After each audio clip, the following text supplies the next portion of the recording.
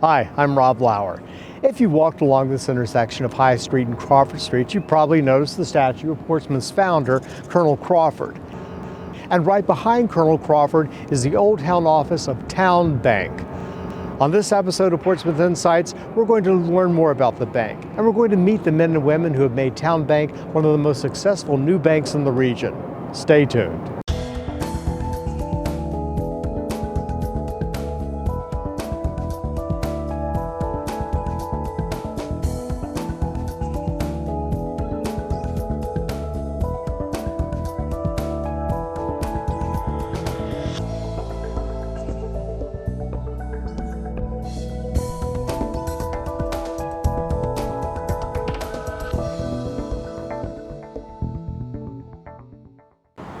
Welcome to Portsmouth Insights. I'm Rob Lauer. You know, it's impossible to drive anywhere in southeastern Virginia without coming across a branch of Town Bank. When the bank was founded in 1998 in the garage of a home in Hatton Point, no one then could have imagined the bank's rapid success and growth. Recently, I sat down with Ward Robinette, the president of Town Bank in Portsmouth, to learn more about the bank's fascinating history. Thanks for joining us today, Mr. Robinette. Thank you for having me. So tell us a little bit about the beginnings of Town Bank. It started back in 1999, and I understand in someone's garage in Hatton Point. Right. Our chairman built in 1998 a detached garage to go along with his house located in Hatton Point. And in the fall of 1998, decided that start a bank. And so went to the banking commissioner and with the business plan, and the banking commissioner approved the plan and issued stock, et cetera, and we opened on April the 8th, 1999 with 3 offices, one in Portsmouth, one in Chesapeake, and one in Virginia Beach. Our goal was to try to build a community asset for the future, for our children and for our grandchildren. Mm-hmm. And some of us didn't have grandchildren at the time, but we do now, so I can see the opportunities there for them to come along. So we've been very fortunate, and we appreciate the acceptance that we've received in the Hampton Roads community and particularly here in Portsmouth. Now, you sort of achieved profitability almost in record time, didn't you?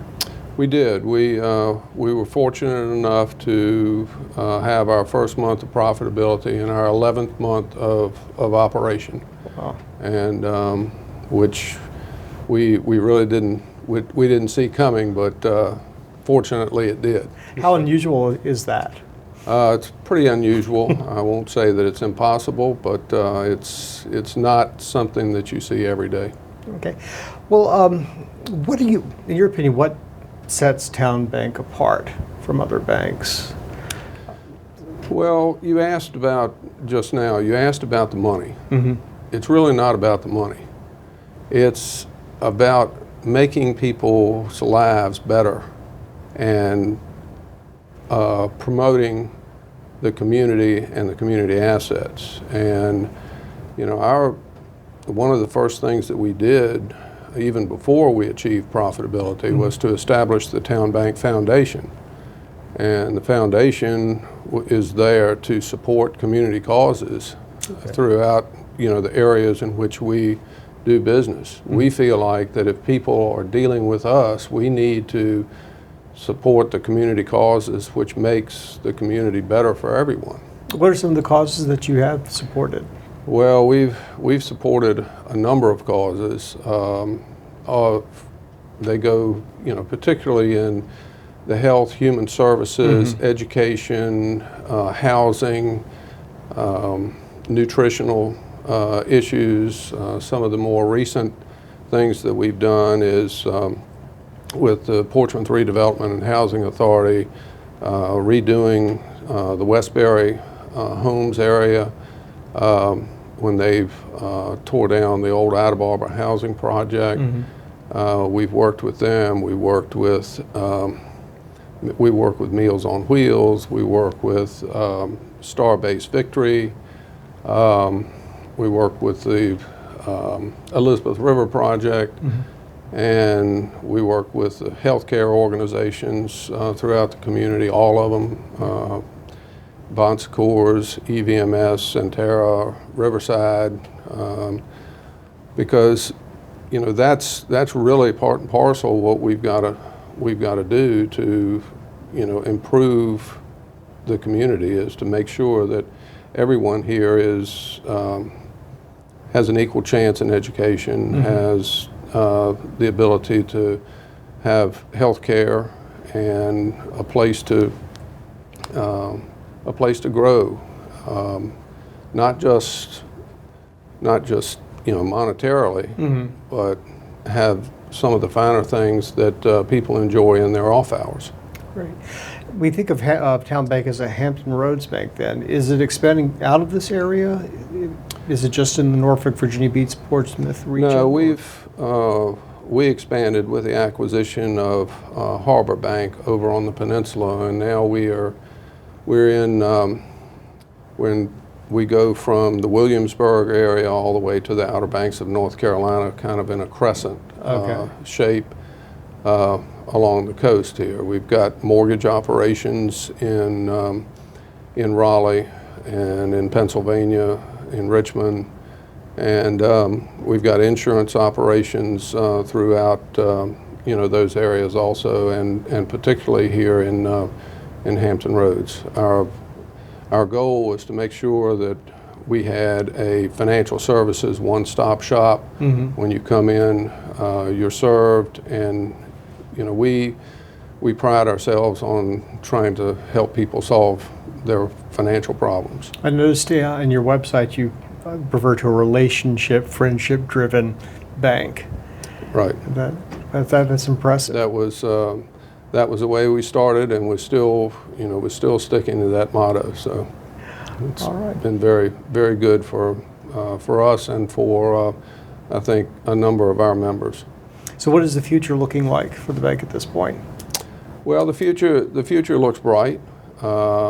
As you know, with all of the issues with the economy that we're faced with right now, there will be challenges, but I think that the population of Hampton Roads can overcome those challenges if we can get a little bit of help from Congress and from those people that have their hands on the money, if you will, for our biggest asset here, and that is the defense industry. So we need to diversify in this arena so that 50% of our gross regional product is not solely in the defense industry. Right. And but I think that we've got a bright future with some of the things that are happening, not only in Portsmouth but also in our sister cities throughout the region. Right. Well, thank you for joining us today. This has been very enlightening, and best of luck. Thank you very much. Appreciate you having me.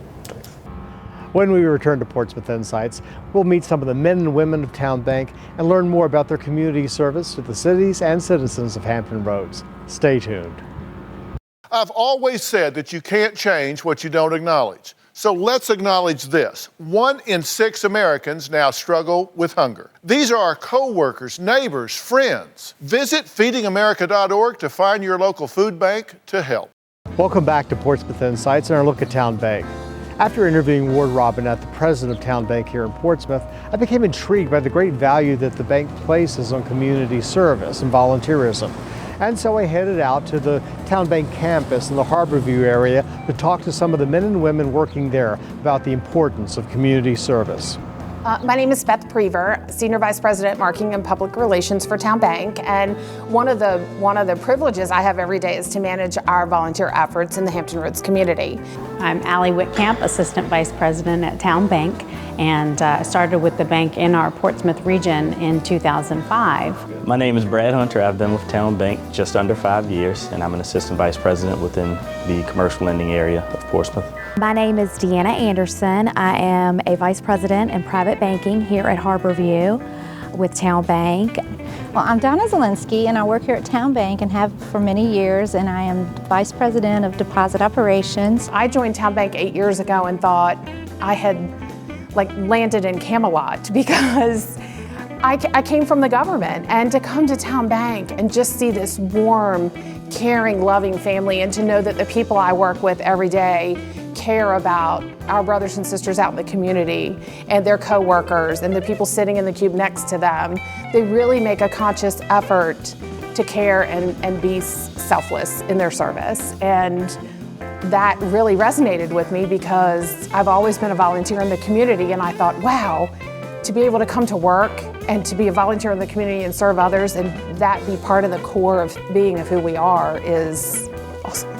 When I came out of college, I worked for a nonprofit, and I imagined that I would always work for nonprofits.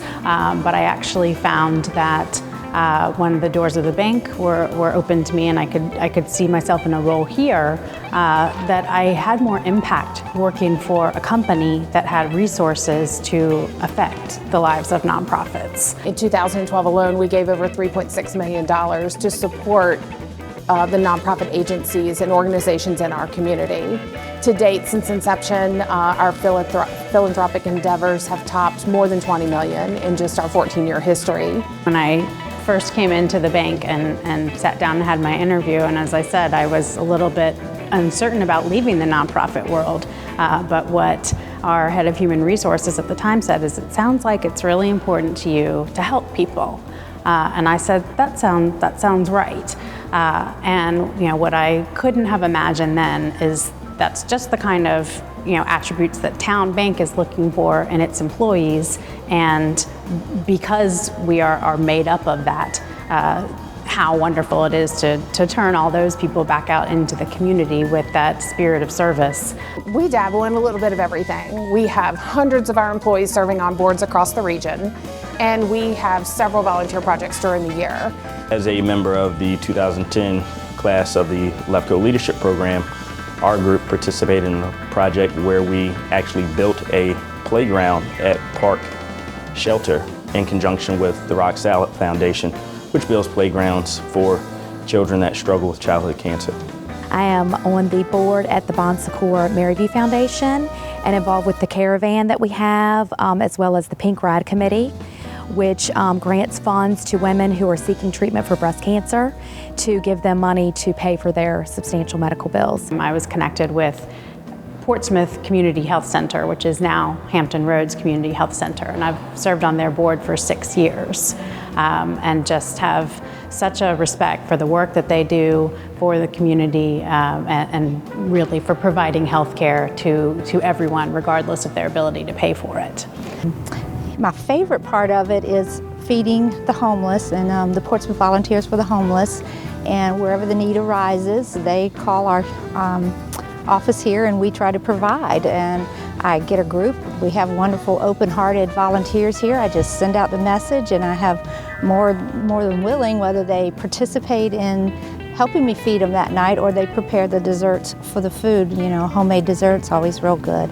And that's pretty near and dear to my heart because growing up, we were recipients of receiving food from the church bank on the holidays. And so it touches me to try to give back, and working for a wonderful institution like we do, it allows me, and they encourage us to give back to our community to make it all a better place so we can all make, good citizens, and hopefully that your children will get there and do the same thing and follow in your footsteps. So. Well, as a management associate, our group took on the project of volunteering with CHKD's Reach Out and Read program. And essentially what we did was we volunteered over 100 hours of reading to children and their parents while they waited in various waiting rooms throughout the Hampton Roads area to see their doctor. Right now, I'm new to this, but I really like it. I'm raising a reader through the United Way also, where we participate and go to the different locations, read to the little kids, whether they're kindergartners, preschoolers, I think are most of them. And last time I went, I took my own book and I bought my own monkey and we read and have them participate in it, because I think if you can get the excitement built into the children and that comes back to you, then you know that they're learning, and the education is all they have right now. So getting that part done is real important to me as well, because I was in education for 2 years and taught the kids, and I know the need is there, all the volunteers you can get. So. The Raise a Reader program is especially close to me because I'm the mother of 2 young children, and to see how engaged all the children are when you read to them, and what a big learning experience this is for them to learn how to read is just a real gift. One of the projects that I've gotten to work with through the bank has been being a member of the board of directors for Star-Based Victory, which is a STEM program for the city of Portsmouth. All 4th, 5th, and 6th graders in Portsmouth Public Schools participate in this program. And it's just really exciting to see how the kids really take hold of, the hands-on approach to math and science and technology. Rather than reading a book, they're building oyster reefs, and they're finding out how to use GPS and how to use map coordinates to get places, and it all culminates with them launching a rocket. So things like that, I guess, have been really exciting for me to be a part of. One of the coolest things I think that we did this most recent year, in addition to bringing on a wellness director to help all of us sort out our wellness issues, was an initiative that she created called the Maintain No Gain Challenge. So all of our employees contributed $5 each to commit to not gain any weight over the holidays from Thanksgiving to January 1st. And when you come up with that program, you think, how many people are really going to pay $5 to commit to do that over the holidays? But we had so many people do it, and it was such an overwhelming success that we were able to take the money and purchase 53 bikes for the Salvation Army. Salvation Army is one of my charities that's near and dear to my heart. We've been partnering with them for about 4 years, and this past year, we sent about 120 volunteers out to the depot in Virginia Beach to help with the distribution of not only the bikes that we got to hand out, but the angel tree gifts. Our employees had purchased Christmas gifts for 400 children in the Hampton Roads community.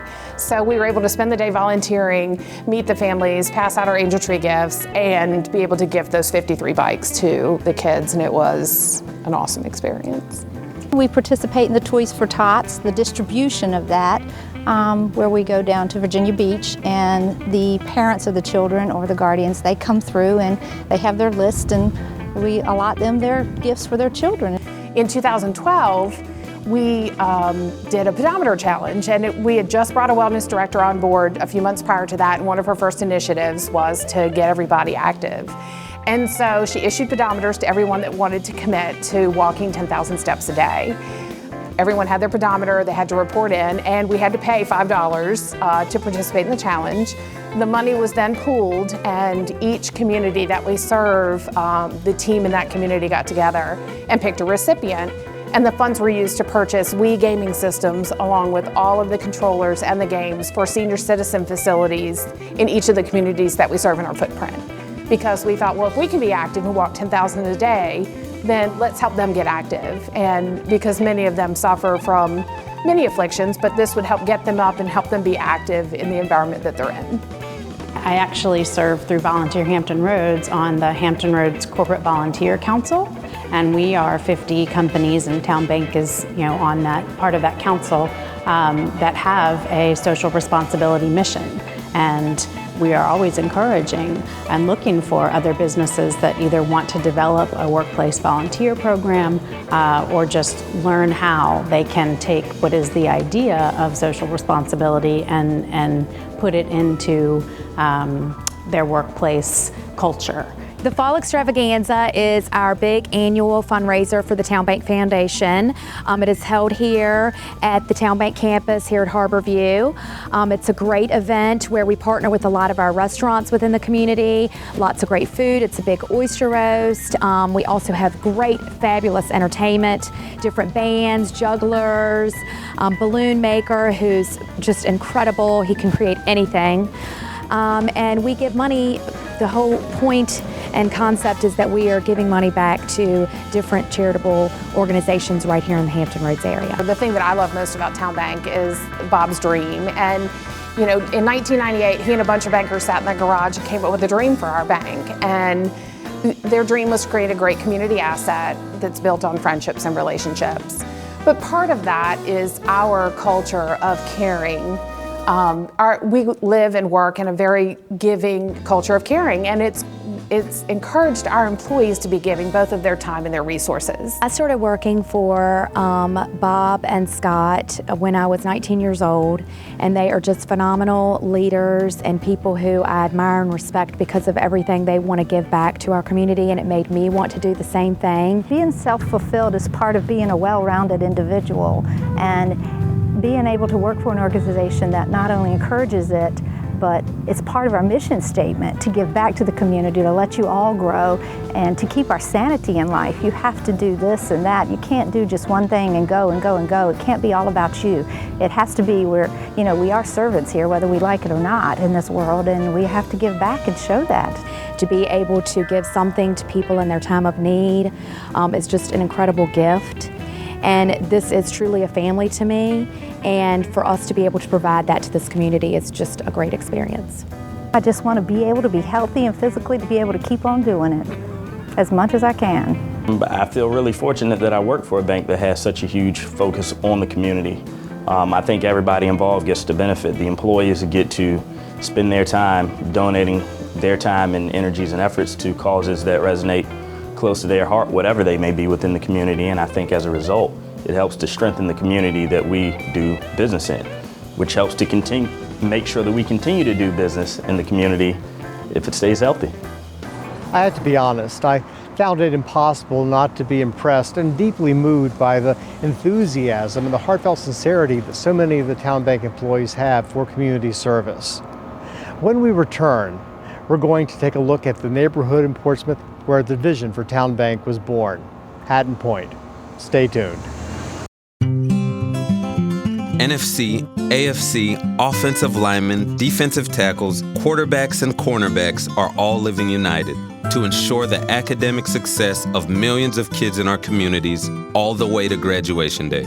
But that won't happen without you. So take the pledge at unitedway.org. Make a difference in the life of a child. Suit up like your favorite NFL players and become a volunteer reader, tutor, or mentor with United Way. Welcome back to Portsmouth Insights. Earlier in the show, Ward Robinette told us how the vision for Town Bank began in 1998 in a garage in the Churchill neighborhood of Hatton Point. Until the early 1960s, the area known as Hatton Point was, like the rest of Churchill, simply farmland. But in the post-World War II economic boom, Portsmouth citizens from more urban neighborhoods such as Prentice Park and Craddock began to move to the new suburban neighborhoods being established in the area. By the 1970s, the truck farms and fields that had once been Churchill had disappeared, replaced by attractive new neighborhoods like Hatton Point. I'm Kathy McCoy Collier, and I moved into Hatton Point in 1976. My family had previously lived in Lynchburg. My dad moved down for work, and we moved into Hatton Point at that time. I was in the 4th grade, so I went to Churchill Elementary, which was one neighborhood over, and it was a great place to grow up as a kid. Jerry Dickens. We moved into Hatton Point when I was going into 3rd grade. Me and my mother, father, and my sister. When we lived in Lynchburg, it's a different type of region. We had very steep hills, and I was learning how to ride a bike, and once you got going, you could only go downhill, and then I had to get off the bike and you'd have to walk it back up to the top of the hill because you couldn't ride the bike back up the hill. We were little kids. But when we moved into Hatton Point, that was a very big deal, was that we could ride our bikes everywhere. So that very first Christmas we were there, all 3 of us got bikes. There were a lot of kids, had some great friends, of all ages, and still keep in touch with a lot of them. There were lots of empty lots in Hatton Point at that time, even then. We had a house that had a lot across the street, had a lot beside us, but we would ride bikes, and the front part of Hatton Point was called the new Hatton Point. The back of Hatton Point was called the old Hatton Point, and then you had Hatton Point Road. But we would ride all over the neighborhoods for hours and hours and hours. But there was this one part when you came in Midfield Parkway, which was the main entrance to Hatton Point by the Church of the Resurrection. The whole section behind Church of the Resurrection and to the left of that road was underdeveloped, and we called it the Mud Flats. Everybody called it the Mud Flats.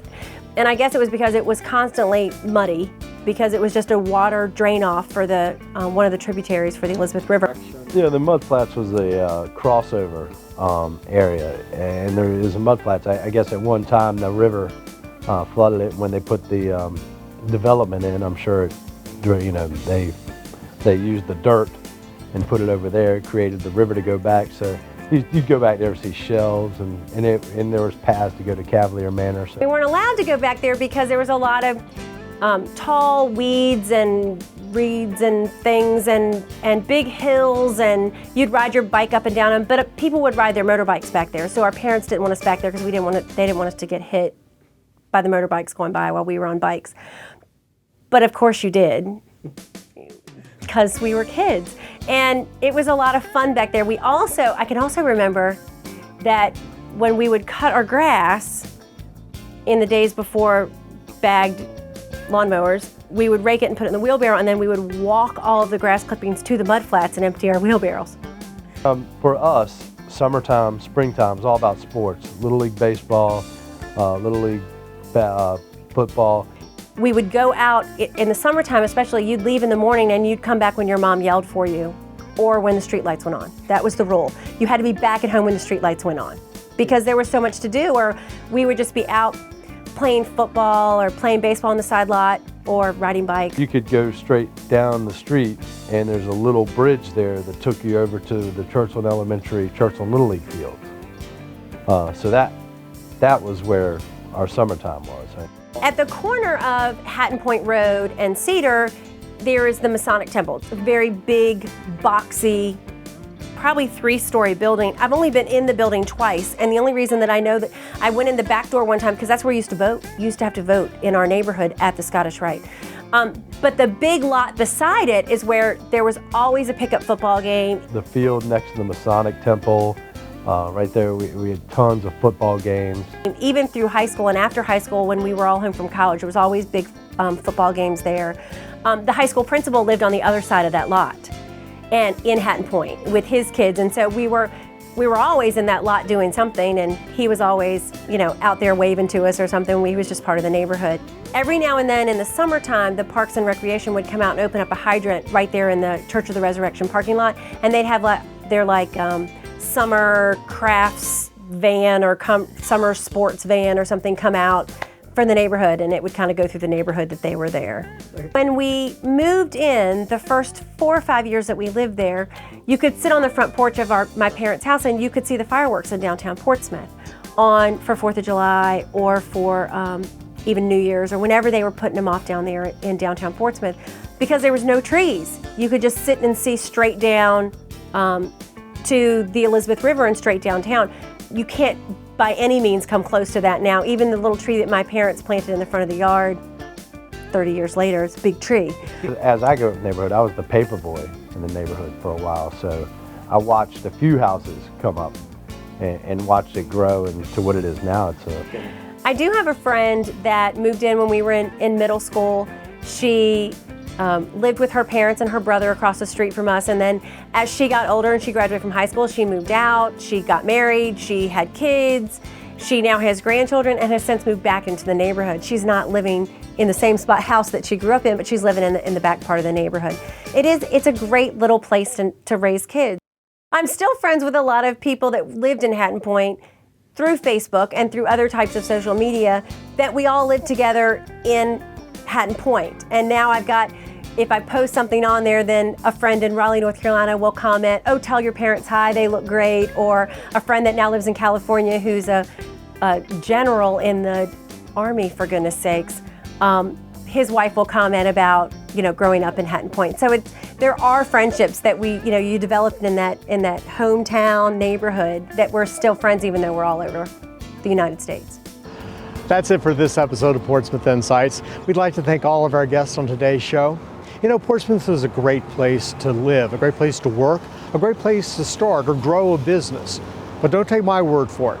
Come to Portsmouth, see what all the talk is about. I'm Rob Lauer. Join me next time for another episode of Portsmouth Insights.